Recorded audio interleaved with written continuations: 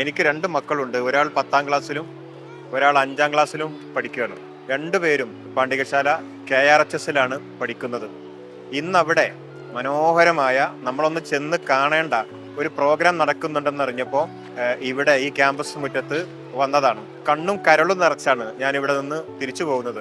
ഇവിടെ ഇവർ സംഘടിപ്പിച്ച ഒരു റോബോട്ടിക് ഫെസ്റ്റും അതുപോലെ തന്നെ ചെറിയ കുട്ടികളുടെ ഒരു അക്കാദമിക് ഫെസ്റ്റും ഇവിടെ നടക്കുന്നുണ്ട്.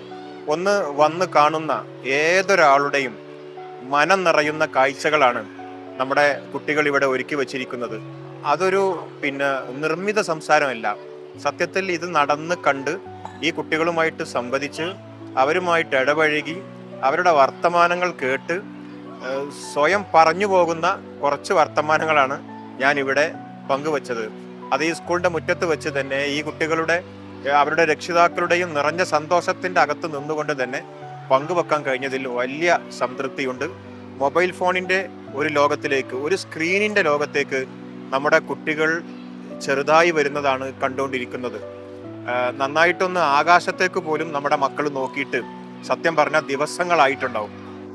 അവരുടെ ശ്രദ്ധ മുഴുവൻ ഒരു കൊച്ചു സ്ക്രീനിലേക്ക് കുനിഞ്ഞു വരുന്ന ഈ സാഹചര്യത്തിൽ നമ്മുടെ കുട്ടികളുടെ അകത്തെ ചെപ്പിൻ്റെ അകത്തുള്ള കഴിവുകളെ, ശേഷികളെ പരിപോഷിപ്പിച്ച് അവർക്കൊപ്പം അധ്യാപകരും മാനേജ്മെന്റും ചേർന്ന് ഒരു വിസ്മയ ലോകം KRHSന്റെ മുറ്റത്ത് തീർത്തിരിക്കുന്നു.